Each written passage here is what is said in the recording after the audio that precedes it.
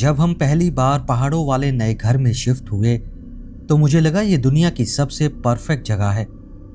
वो एक बड़ा रैंच स्टाइल का घर था जिसके पीछे एक बहुत बड़ा यार्ड था। चारों तरफ ऊंचे ऊंचे पेड़ थे और घर के पास ही एक बहती छोटी सी नदी थी जिसकी आवाज बहुत सुकून देती थी। सालों तक शोर भरे शहर में रहने के बाद वो जगह एक सपने जैसी लग रही थी। मेरे मॉम डैड, खासकर डैड, शहर की भागदौड़ से थक चुके थे और एक नई शुरुआत करना चाहते थे। मॉम को लगा ये उनकी पेंटिंग के लिए एकदम सही जगह होगी। और मेरा छोटा भाई एंडी, मेरी छोटी बहन सारा और मैं मैक्स और लूना के साथ जंगल में घूमने के लिए बेकरार थे। वो घर थोड़ा पुराना था और कुछ समय से खाली पड़ा था। हमें वो घर काफ़ी अच्छी कीमत पर मिला था क्योंकि जो लोग पहले यहाँ रहते थे वो एक दिन अचानक वहाँ से चले गए थे और फिर कभी वापस नहीं आए। मैंने मॉम डैड को इसके बारे में बात करते हुए सुना था, लेकिन उन्होंने कहा कि चिंता करने वाली कोई बात नहीं थी। उन्हें लगा शायद पैसे की दिक्कत या कुछ और वजह रही होगी और सिर्फ इसी वजह से मुझे वो जगह और भी रहस्यमयी और दिलचस्प लगने लगी। पहले कुछ हफ्तों तक सब कुछ बढ़िया था। हम दिन भर सामान खोलते, अपने कमरे सेट करते और आसपास के हिस्से में घूमते रहते। वो बैकयार्ड बहुत बड़ा था और सीधे जंगल से जुड़ा हुआ था। डैड और मैंने एक छोटा सा ट्री हाउस भी बनाया जहां से नदी बिल्कुल साफ दिखती थी। एंडी और मैं मैक्स और लूना के साथ बाहर खेलते, जिन्हें इतना बड़ा खुला मैदान बहुत पसंद आया था। रात में हम फायरप्लेस के पास बैठकर झिंगुरों की आवाज और बहती नदी की धुन सुनते थे। वहां इतनी शांति और सुकून था जो शहर में कभी नहीं मिल सकता। लेकिन फिर छोटी छोटी बातें होने लगी जो शुरू में बड़ी नहीं लगी। एक रात हम टीवी देख रहे थे कि बैकयार्ड की मोशन सेंसर लाइट अचानक जल उठी। डैड ने कहा कोई हिरन या रैकून होगा, और ये बात सही लगी क्योंकि हम जंगल के बीच में रहते थे। लेकिन फिर ये हर रात को होने लगा। कभी कभी मैं सोते सोते उठ जाता और अपनी खिड़कियों से लाइट्स को टिमटिमाते देखता। मैं खुद को कहता कि ये सिर्फ जानवर होंगे, लेकिन फिर भी मुझे अंदर ही अंदर बहुत अजीब लगता था। मॉम ने यार्ड के किनारे वाले पेड़ों पर कुछ अजीब से उकेरे हुए निशान देखे। वो किसी तरह के सिंबल जैसे लग रहे थे। मॉम ने सोचा शायद शहर के कुछ बच्चे मजाक में ये सब कर गए होंगे, लेकिन मैंने वहां कभी किसी और को नहीं देखा था। हमारे कुत्ते भी अजीब तरह से व्यवहार करने लगे थे। एक दिन एंडी और मैं जंगल में थोड़ा और अंदर तक गए। वहां हमें एक पुरानी जंग लगी लोहे की बाड़ मिली जो बहुत दूर तक फैली हुई थी। उस बाड़ पर नो ट्रेसपासिंग और डेंजर के कई सारे बोर्ड लगे हुए थे। मैं उस बाड़ के दूसरी तरफ देखना चाहता था, लेकिन एंडी बहुत ज्यादा डर गया था और वो मुझे वापस चलने को बोलने लगा। मैंने खुद को मजबूत दिखाने की कोशिश की, लेकिन उस बाड़े के बारे में कुछ अजीब सा एहसास हो रहा था, इसलिए हम दोनों घर लौट आए। मौसम बदलने लगा और सर्दी तेजी से आ रही थी। दिन छोटे हो रहे थे और रातें ज्यादा काली और ठंडी होने लगी थी। मुझे हमारा नया घर अभी भी पसंद था, लेकिन अंदर ही अंदर मुझे लगने लगा कि कोई हमें देख रहा है। मैंने मॉम डैड को नहीं बताया क्योंकि मुझे पता था वो कहेंगे कि मैं फालतू की बातें सोच रहा हूं, लेकिन अंदर ही अंदर मुझे पता था वहां कुछ तो गड़बड़ थी। वो घर उतना परफेक्ट नहीं था जितना दिखता था। जैसे जैसे दिन छोटे और ठंड बढ़ती गई, घर में चीजें और भी अजीब होने लगी। वो जंगल जो पहले इतना शांत लगता था, अब ऐसा लगने लगा जैसे वो हमें चारों ओर से घेर रहा हो। हर बार जब भी मैं खिड़की से बाहर देखता, लगता कोई या कुछ मुझे देख रहा है। मैंने इसे नज़रअंदाज करने की कोशिश की, लेकिन फिर रात में अजीब आवाज़ें सुनाई देने लगी और ये सब नज़रअंदाज करना थोड़ा मुश्किल हो गया। एक रात में बस सोने ही वाला था कि मुझे अपनी खिड़की के बाहर कुछ कदमों की आवाज़ सुनाई दी। मैं जम गया। मेरा दिल जोर जोर से धड़कने लगा। मैंने खुद से कहा शायद कोई जानवर होगा, आखिरकार हम जंगल में रहते हैं। लेकिन वो कदमों की आवाज़ हिरन या रैकून जैसी हल्की नहीं थी, बल्कि बहुत भारी थी। वो ऐसे लग रही थी जैसे कोई इंसान धीरे धीरे घर के चारों ओर घूम रहा हो। मैं मॉम डैड को बुलाना चाहता था, लेकिन आवाज निकालने की हिम्मत भी नहीं हुई। काफी देर बाद जो एक युग जैसा लगा, वो कदमों की आवाज बंद हो गई। मैं घंटों तक जागा रहा, सुनता रहा, लेकिन फिर कोई आवाज नहीं आई। अगली सुबह मैंने डैड को सब कुछ बताया। उन्होंने बाहर जाकर देखा तो उन्हें मिट्टी में कुछ निशान मिले, लेकिन वो धुंधले थे और समझ नहीं आ रहे थे कि वो निशान किसके हैं। उन्होंने कहा, शायद कोई भालू होगा या कोई और जानवर होगा, तुम ज्यादा चिंता मत करो। लेकिन मैं देख सकता था वो भी थोड़ा घबराए हुए थे। उसके बाद चीजें और बिगड़ने लगी। मोशन सेंसर लाइट्स लगभग हर रात को जलने लगी। हर बार जब लाइट जलती, मैं खिड़की से बाहर देखता, आधी उम्मीद के साथ कि कोई वहां खड़ा होगा, लेकिन वहां कोई नहीं होता था। एक रात लाइट्स जली और मैंने मैक्स को पीछे के दरवाजे पर गुर्राते हुए सुना। वो पंजों से दरवाजे को खुरच रहा था, जैसे बाहर जाना चाहता हो। मैं दरवाजे पर गया और उसे शांत करने की कोशिश की, लेकिन वो रुका ही नहीं। वो लगातार गुर्राता रहा। उसके रोंगटे खड़े हो गए थे। फिर डैड ने बाहर जाकर देखने का फैसला किया। उन्होंने टॉर्च उठाई और दरवाजा खोला। मैक्स पागलों की तरह भौंकता हुआ बाहर दौड़ गया। डैड ने उसे वापस बुलाया, लेकिन मैक्स तब तक जंगल में गायब हो चुका था। डैड भी उसके पीछे भागे और दरवाजा खुला ही रह गया। मॉम, एंडी और मैं दरवाजे पर खड़े होकर अंधेरे जंगल की तरफ देखते रहे, उन दोनों का इंतजार करते रहे। पता नहीं हम कितनी देर वहां ऐसे ही खड़े रहे, लेकिन वो समय खत्म ही नहीं हो रहा था। आखिरकार डैड लौटे। वो पूरी तरह भीगे हुए और मिट्टी से सने हुए थे, लेकिन उनके साथ मैक्स नहीं था और वो बहुत डरे हुए लग रहे थे, जैसे किसी भूत को देख लिया हो। मॉम ने पूछा, क्या हुआ? डैड ने बस सर हिलाया और कहा, मैक्स कहीं नहीं मिला। उसके बाद डैड ने कुछ नहीं कहा, बस फायरप्लेस के सामने बैठ गए और लपटों को देखते रहे। मैं देख सकता था जंगल में कुछ ऐसा था जिसने उन्हें बुरी तरह डरा दिया था। मैंने बाद में पूछने की कोशिश की, लेकिन उन्होंने बात करने से मना कर दिया। वो बस कहते रहे, सब कुछ ठीक है। लेकिन मुझे पता था वो झूठ बोल रहे थे। उस रात हम में से कोई नहीं सोया। हम सब लिविंग रूम में एक साथ बैठे रहे। मैं खिड़की से बाहर देखता रहा, उम्मीद करता रहा कि मैक्स वापस दौड़ता हुआ आएगा, लेकिन वो नहीं आया। पूरी रात मोशन लाइट्स टिमटिमाती रही, लेकिन हम इतने डर चुके थे कि बाहर जाकर देखने की हिम्मत तक नहीं हुई। अगली सुबह मॉम को नदी के पास मैक्स का कॉलर मिला, लेकिन मैक्स का कोई निशान नहीं मिला। ऐसा लगा जैसे वो हवा में गायब हो गया हो। मैं रोना चाहता था, लेकिन मैं इतना सुन्न था कि आंसू भी नहीं आए। वहां बाहर जंगल में कुछ था जिसने मेरे डैड को डरा दिया था, जो हमारे कुत्ते को ले गया था और हमारे सपनों वाले घर को एक कैद खाने जैसा बना दिया था। जैसे जैसे सर्दी बढ़ रही थी, मुझे महसूस हो रहा था कि ये तो बस शुरुआत है। जो भी कुछ बाहर था वो हमें यूं ही नहीं छोड़ने वाला था। जिस घर को लेकर हम इतने खुश थे, अब वो ऐसी जगह लगने लगा जहां से हम निकल नहीं सकते थे। और वो जंगल जो कभी इतना खूबसूरत लगता था, अब डरावने सपनों की जगह बन गया था। मैक्स के गायब होने के बाद सब कुछ बदल गया। पूरा घर तनाव में आ गया था। हमने हर समय दरवाजे बंद रखने शुरू कर दिए और कोई भी रात के बाद बाहर नहीं जाता था। यहां तक कि लूना, जो यार्ड में भागना पसंद करती थी, अब हमारे पास से हटती ही नहीं थी, जैसे उसे कुछ पता था जो हमें नहीं पता था। फिर एक रात चीजें और भी बुरी हो गईं। ये सब शुरू हुआ सारा की चीख से।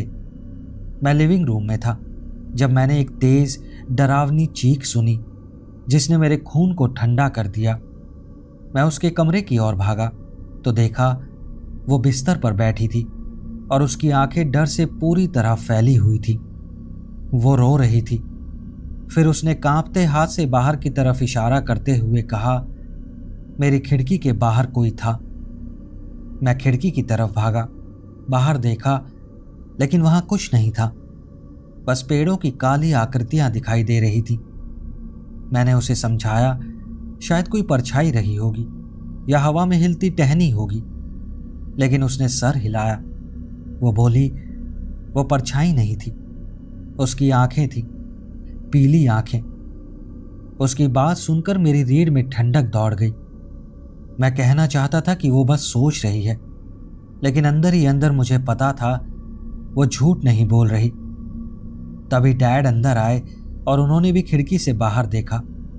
वो काफी देर तक वहीं खड़े रहे, अंधेरे में घूरते रहे। आखिरकार उन्होंने मुड़कर कहा, आज रात सब लोग लिविंग रूम में साथ में रहेंगे।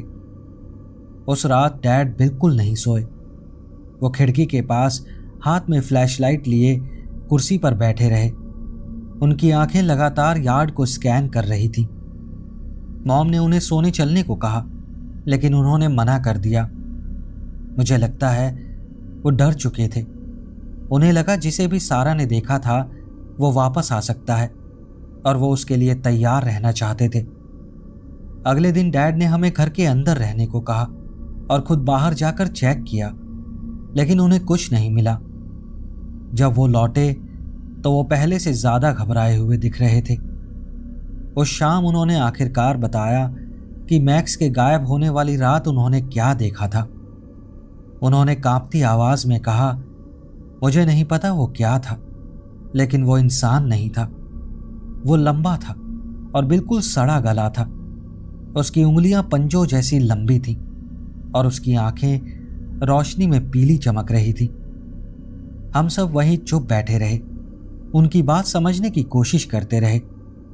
मैं मानना चाहता था कि वो शायद डर के कारण कुछ ज्यादा सोच रहे हैं, लेकिन उनके चेहरे को देखकर समझ आ रहा था वो झूठ नहीं बोल रहे थे, वो कोई कहानी नहीं बना रहे थे। फिर डैड बोले, उसने मुझे आवाज लगाई। वो तुम्हारी आवाजों की नकल कर रहा था, मुझे जंगल के अंदर बुलाने की कोशिश कर रहा था, लेकिन मुझे पता था वो तुम लोग नहीं थे। और फिर मैं जितनी तेज भाग सकता था वहां से भाग कर आया। उनकी ये बात सुनकर मॉम का चेहरा डर से सफेद पड़ गया। उन्होंने तुरंत उस घर और उस जमीन के बारे में ऑनलाइन सर्च करना शुरू किया, और तभी हमें उन पहले मालिकों के बारे में पता चला। वो भी वहां से अचानक चले गए थे, क्योंकि उन्हें भी अजीब चीजें महसूस होने लगी थी। रात में आवाजें आना, जंगल में परछाइयां दिखना। जितना हम ऑनलाइन सर्च करते गए उतनी ही कहानियां मिलती गईं, कहानियां जो सैकड़ों साल पुरानी थी। इन जंगलों के एक जीव के बारे में दंत कथाएं थी, कुछ ऐसा जो प्रियजनों की आवाजों की नकल करके लोगों को सुरक्षित जगह से दूर ले जाता था। कहा जाता था कि वो बहुत पुराना जीव है जो किसी भी इंसान से पहले से इन जंगलों में रहता था। जैसे जैसे हम पढ़ते गए मेरे अंदर का डर बढ़ता गया। वो सारी कहानियां बिल्कुल वही थी जो हम झेल रहे थे। वो आवाजें, वो लाइट्स, वो आकृति जिसे डैड ने देखा था, सब मानो फिर से रिपीट हो रहा था, जैसे वही घटनाएं दोहराई जा रही हों। हमने बाकी दिन बिल्कुल चुपचाप बिताया। मैं हर किसी की आंखों में डर देख सकता था, यहां तक कि डैड की भी। जो घर कभी नई शुरुआत जैसा लगता था अब एक जाल जैसा लगने लगा था, और जो भी कोई वहां बाहर था वो तब तक नहीं रुकेगा जब तक उसे वो ना मिल जाए जो उसे चाहिए था। जिस दिन डैड ने वो जीव वाली बात बताई, अगले दिन से घर ऐसा लग रहा था जैसे उसने सांस रोक रखी हो। हम में से कोई ज्यादा नहीं बोला, हम बस लिविंग रूम में बैठे रहे, नॉर्मल बनने का नाटक करते रहे, लेकिन अंदर ही अंदर हम सब डरे हुए थे। बाहर आसमान फीका सा हो गया था और ऐसा लग रहा था जैसे सूरज आज जल्दी ढल रहा हो। पूरी जगह एक ठंडी भारी चुप्पी में डूबी हुई थी। जैसे ही रात हुई मैंने देखा डैड बार बार खिड़की के बाहर देख रहे थे। उनका चेहरा पीला पड़ गया था और तनाव से भरा हुआ था। मॉम ने बोर्ड गेम खेलकर हमारा ध्यान हटाने की कोशिश की, लेकिन हम सभी का ध्यान सिर्फ एक ही जगह था। हर छोटी आवाज पर हम चौंक जाते। सिर्फ लूना थोड़ी शांत दिख रही थी, लेकिन वो भी हमारे पास ही रही। घर की हर चरमराहट पर उसके कान हिलने लगते। फिर बैकयार्ड की मोशन लाइट्स एक एक करके जलने लगी, जैसे कोई घर की तरफ बढ़ रहा हो। हम सब वहीं जम गए। डैड ने फ्लैशलाइट उठाई, खिड़की से बाहर रोशनी डाली, लेकिन उन्हें कुछ नहीं दिखा। लाइट्स जलती रहीं, जैसे अंधेरे में हमें किसी चीज के बारे में चेतावनी दे रही हो। और तभी हमने पीछे वाले दरवाजे पर खुरचने की आवाज सुनी। पहले धीमी, फिर तेज और फिर पागलपन वाली, जैसे कोई अंदर घुसने की कोशिश कर रहा हो। मेरा दिल तेजी से धड़क रहा था। मैंने देखा डैड धीरे धीरे दरवाजे की तरफ जा रहे थे। उन्होंने उंगली होठों पर रखी और चुप रहने का इशारा किया। और फिर हमने एक आवाज सुनी, मुझे अंदर आने दो। वो फुसफुसाहट बिल्कुल मॉम जैसी थी। मेरी रीढ़ में बर्फ जैसा ठंडा एहसास दौड़ गया। मॉम की आंखें फैल गईं। उन्होंने सर हिलाया। ये मेरी आवाज नहीं है, लेकिन फिर भी वो आवाज बिल्कुल उनकी जैसी थी। बस उसमें कुछ अजीब सी खड़खड़ाहट थी, जैसे कोई टूटा हुआ टेप रिकॉर्डर चल रहा हो।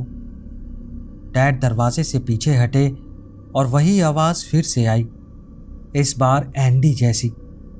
प्लीज, मुझे डर लग रहा है, मुझे अंदर आने दो। एंडी मॉम से चिपक गया। उसका चेहरा सफेद हो गया था। वो कांपती आवाज में बोला, डैड, वो मैं नहीं हूं। मुझे पता था वो सच कह रहा है, लेकिन बाहर उसकी आवाज सुनना जैसे एंडी की दो आवाजें हों, बहुत डरावना था। हम सब पास पास बैठ गए और आंखें दरवाजे पर टिका ली। आवाज फिर से बदली और इस बार वो मेरी जैसी थी। दरवाजा खुलवाने की कोशिश में वो सब कह रहा था जो सिर्फ मैं कहता हूं, जो सिर्फ मुझे पता है। डर से मेरे पेट में गांठ पड़ गई। उसे हमारी इतनी चीजें कैसे पता थी? लाइट्स टिमटिमाई और फिर दरवाजे पर एक जोरदार धमाका हुआ। और फिर उसके बाद पूरी तरह खामोशी छा गई। मैंने सांस रोक ली, कुछ होने का इंतजार करने लगा। हवा इतनी भारी लग रही थी कि लगा कि मेरा दम घुट जाएगा। तभी जब लगा कि सब खत्म हो गया है, डैड की फ्लैशलाइट ने खिड़की के बाहर कुछ हिलता हुआ पकड़ा। वो वही जीव था, जंगल के किनारे खड़ा था। उसका लंबा मुड़ा तोड़ा शरीर आधा छाया में छिपा हुआ था। उसकी आंखें वही पीली रोशनी में चमक रही थी और वो हमें देख रहा था। उसका मुंह हिल रहा था, लेकिन वो क्या कह रहा था सुनाई नहीं दे रहा था। डैड ने हमें चुप रहने का इशारा किया। हम धीरे धीरे दरवाजे से पीछे हटे, घर के सामने की ओर जाने लगे, जहां हमारी कार खड़ी थी। डैड ने फुसफुसाकर कहा, हमें यहां से निकलना होगा अभी। हमने जितना हो सके बिना आवाज किए अपने अपने कोट और जूते उठाए। मेरे हाथ इतने कांप रहे थे कि मैं जूते के फीते तक ठीक से बांध नहीं पा रहा था।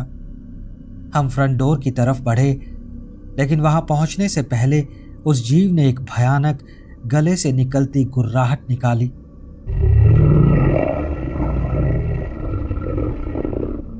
उस आवाज से घर की दीवारें तक हिल गईं। सब कुछ कांपने लगा। हम कार तक भागे, जल्दी जल्दी कार के अंदर बैठे, लेकिन कार स्टार्ट ही नहीं हुई। डैड बार बार चाबी घुमाते रहे, लेकिन इंजन बस खांसता और बंद हो जाता। हम बहुत बुरे फंस चुके थे। मैंने खिड़की से बाहर देखा, वो जीव हमारी तरफ बढ़ रहा था। उसकी आंखें हम पर टिकी हुई थी। वो इतना करीब आ चुका था कि मुझे उसकी सड़ी हुई त्वचा और उसकी लंबी हड्डी जैसी उंगलियां साफ साफ दिख रही थी, जो धीरे धीरे हमारी कार की तरफ बढ़ रही थी। मॉम चीखने लगी और मुझे लगा मैं डर के मारे बेहोश हो जाऊंगा। वो जीव अब खिड़की के बिल्कुल बाहर था। उसका चेहरा हमसे कुछ इंच दूर हमें घूर रहा था। फिर उसने मुंह खोला और उसके मुंह के अंदर नुकीले टूटे फूटे दांतों की एक कतार दिखी और फिर चारों तरफ अंधेरा छा गया। बेहोश होने से ठीक पहले मैंने आखिरी चीज जो सुनी थी वो थी उस जीव की भयानक आवाज जो एक साथ हम सबकी आवाजों की नकल कर रहा था। जब मुझे होश आया तो मैं अपने दादा दादी के घर पर था और सब लोग मेरे चारों तरफ बैठे हुए थे। मुझे ये सोचकर बहुत खुशी हुई कि हम सब वहां से निकल आए थे और हमें अब दोबारा कभी उस जीव का सामना नहीं करना पड़ेगा, क्योंकि मेरे डैड ने हमसे वादा किया कि हम उस घर में वापस कभी नहीं जाएंगे। दोस्तों, अगर आपको ये वीडियो अच्छी लगी हो तो इस वीडियो को लाइक ज़रूर करना और अगर हाइप का ऑप्शन दिख रहा हो तो हाइप भी कर देना। और अगर ऐसी और कहानियाँ सुनना चाहते हैं तो इस चैनल को सब्सक्राइब कर लेना। मिलते हैं अगली वीडियो में ऐसी ही और कहानियों के साथ। नमस्कार।